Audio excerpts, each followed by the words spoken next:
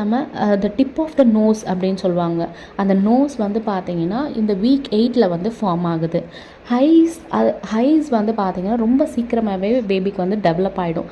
அது மட்டும் இல்லாமல் இந்த வாரம் வந்து குழந்தைக்கான அந்த ஹை லிட்ஸ் இருக்குது இல்லையா, அது வந்து பார்த்திங்கன்னா கம்ப்ளீட்டாக வந்து ஃபார்ம் ஆகி க்ளோஸ் ஆகிருக்கும். லிப்ஸு, டேஸ்ட் பட்ஸு, த டங்கு இது எல்லாமே ஃபார்ம் ஆக ஸ்டார்ட் ஆகிடும். அப்பர் லிப்ஸ் வந்து பார்த்திங்கன்னா ஃபார்ம் ஆக ஸ்டார்ட் ஆகிடும். பேபியோட பேக்கு, ஹேண்ட்ஸு, லெக்ஸு இது எல்லாமே ரேண்டமாக ஸ்டார்ட் ஆகிடும் மூமெண்ட் கொடுக்கறதுக்கு. ஆனால் அது எந்த மூமெண்ட்டும் நம்மளுக்கு வந்து தெரியாது. நம்மளுக்கு எப்போ வந்து பேபியோட மூமெண்ட்ஸ் தெரியும் அப்படின்னு பார்த்திங்கன்னா 5 மந்த்துக்கு அப்புறம் தான் பேபி வந்து மூமெண்ட்ஸ் பண்ணுறது நம்மளுக்கு தெரியும். ஏன்னா பேபி வந்து அப்போது வந்து கொஞ்சம் சைஸ் வந்து அதிகமாகவே இருப்பாங்க, கொஞ்சம் வெயிட்டாகவும் இருப்பாங்க.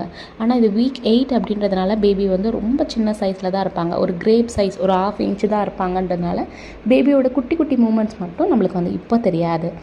வீக் 8 வந்து பார்த்திங்கன்னா பேபிக்கு வந்து பிரெயினில் என்ன மாதிரி சேஞ்சஸ் தெரியும் அப்படின்னு